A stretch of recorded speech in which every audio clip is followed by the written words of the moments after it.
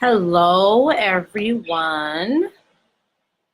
This is weird. I'm doing my video on my computer, so it's a little strange because I usually use my phone, but my phone is charging.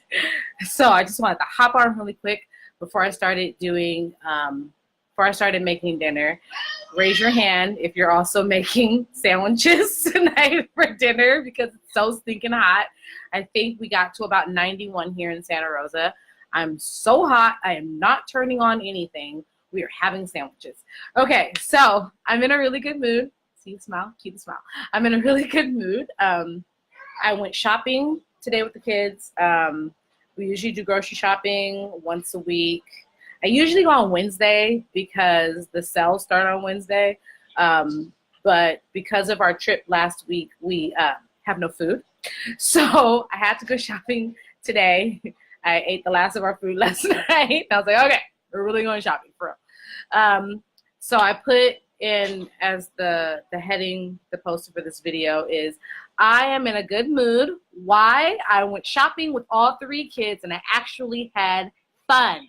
And this is why I had fun. So, I don't know, maybe it's been a little less than a month. My husband bought me this book. I think it's gonna come up backwards on here. Oh, no, it's not. It's called Shepherding a God's Heart by Tedd Tripp. I'm sure a lot of you in the Christian community have heard it, and it has been very influential in my life lately. I talk a lot. So anyone who knows Daniel and I, the way that we parent our children is a big deal. And it's been a big deal to me even before. There's like something on my face and I can't find it. It's been a big deal to me even, I think I got it, I don't know, even before I had kids, because I've heard stories, or you're always hearing about how ministers' kids are the most worst behaved kids. I'm gonna get jelly beans.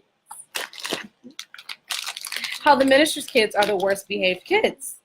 And that was something that I was just not okay with. I was not comfortable with kids that when I'm done with ministry, if you're ever done, if I ever, here, Isabel, be nice with her. Take it. I didn't want people to not want my kids to be their leaders one day.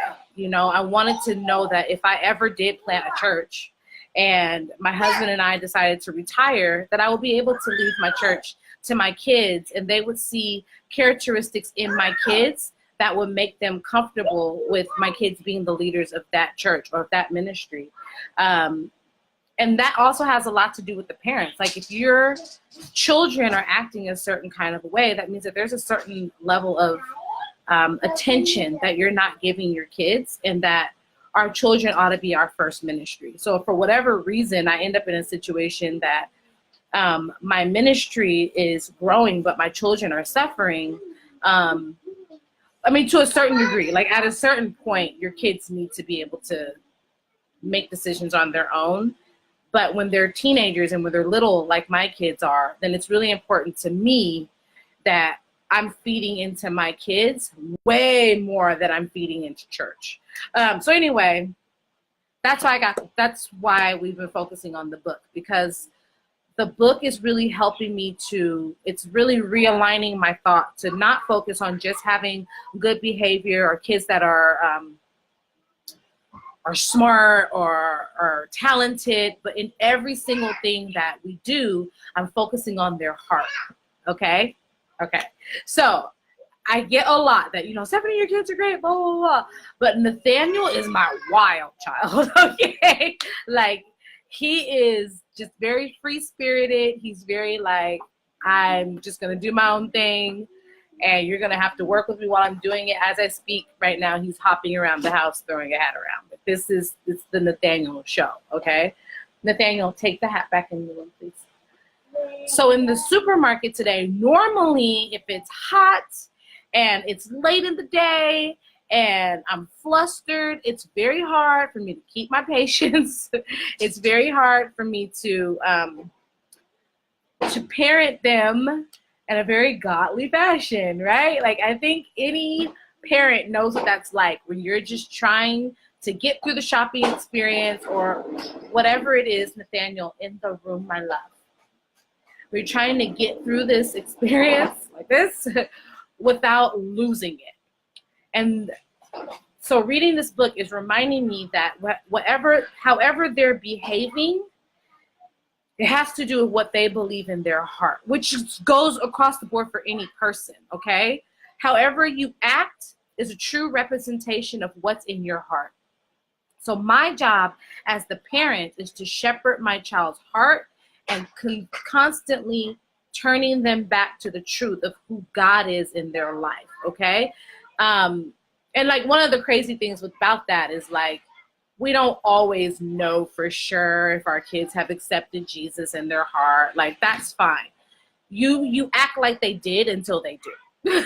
And so that's what I do with them. So the reason why this made my shopping experience awesome was because I told the kids we're going to one store. We usually do about 2 or 3 stores, but I didn't need to get that much stuff because everything we're eating is cold this week. So I told them we're going to one store, and we get into the store, and as we're checking out, you know, raise your hand if you've had crazy checkout moments with your kids. So we get into the checkout, and I'm constantly telling my kids, this has been a rule from day one, your hand needs to stay on the cart, because when we're in the checkout, mommy is talking to the cashier.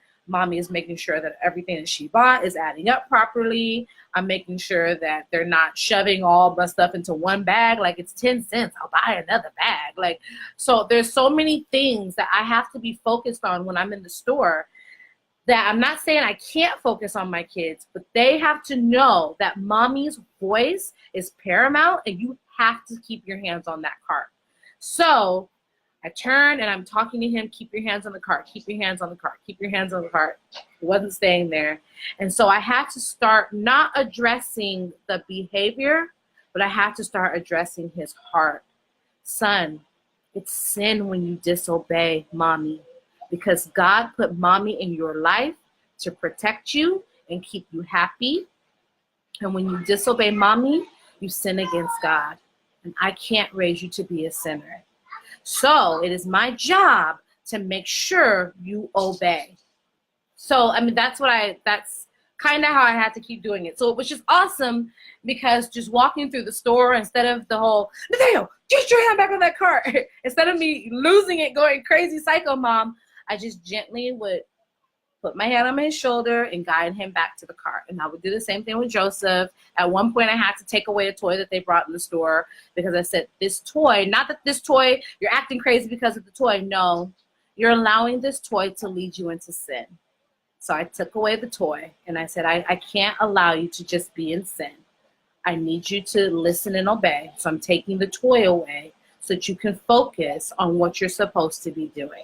So it was cool. It made the shopping experience for me way less stressful. There was no tears. It was awesome. And also at the end of it, while I'm talking to Nathaniel on the line, the cashier was overhearing my conversation with him, and he was like, that's really cool.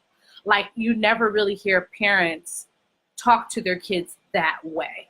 It's normally like just trying to correct the behavior in the moment, but not really trying to like feed into their life, even in every time you discipline them. So this was one big milestone for me. Yay! I know that's not always going to be like this, but this was awesome. And so I'm proud of myself. So I recommend, if you haven't read the book, I'm like halfway through it right now, but I love it. Shepherding a Child's Heart, really, really special book in the writing's house right now. Also, my next big plug is for Trader Joe's. So I couldn't buy everything. I felt so bad. I was like, I'm going to go to this one store. I'm going to get everything in the store. Well, in the last few months, I've only been shopping at Trader Joe's, really.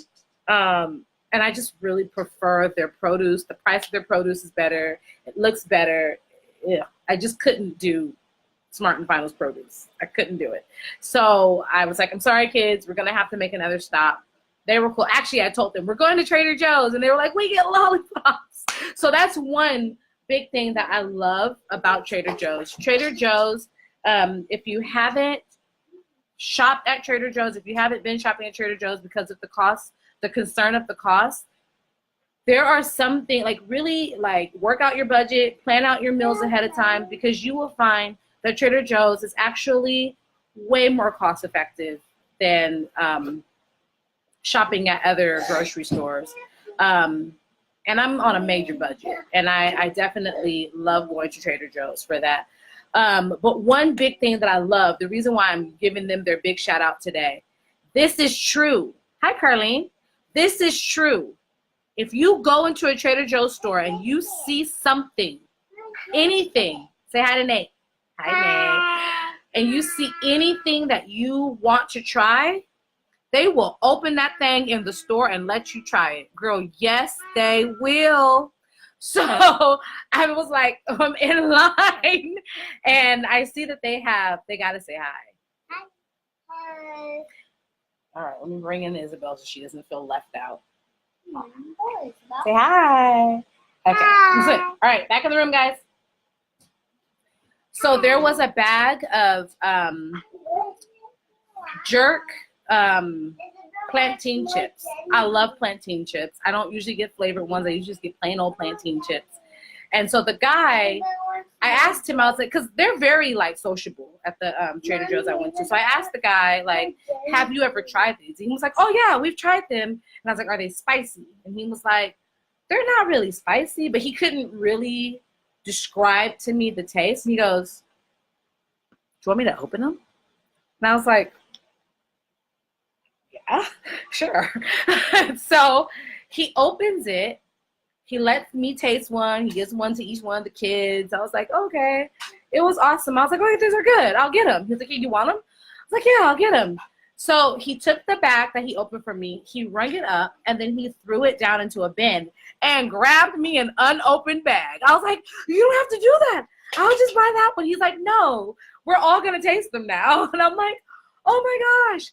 And then after that, he, you know how, well, if you have the little kids and they like move your kids through the cart, they move them, he made sure everyone's hands were inside the cart or, you know, safe while he moved them through the back of the checkout area. And he just made sure that no one's fingers got pinched, like very, very thoughtful. And no.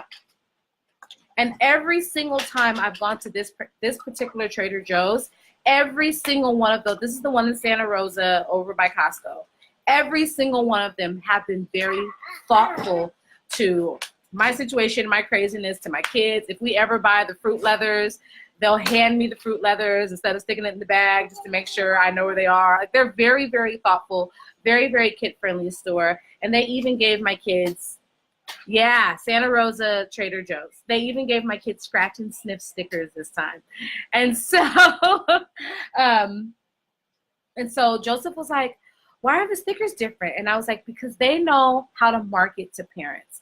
Because like I said, from the first store, shopping with kids is crazy. and it's very important when you can find a store that knows the importance of marketing to the kids and marketing to the parents. And it keeps me coming back. So shout out to Trader Joe's in Santa Rosa. We're about to go eat these sandwiches because it is hotter than a perm that stayed in too long. I am ready to eat and put these babies to bed. So God bless you. Hi, Danielle. I've never seen Danielle in one of my videos before, so I feel really honored. All the way from Singapore. So is it like super late at night? Mommy, hey. Isabel may not have more jelly beans. Is it really late at night there? Or like early in the morning? I think there's like a delay. Anyway, stay cool. And then just another reminder, we're working on moving Stephanie Seriously off of Facebook and onto YouTube. So stay tuned for that and be in prayer while I figure out how to do that, because I'm not techie at all. But I just feel like we can reach more and do more on a bigger platform. So thank you. Bye. Yay.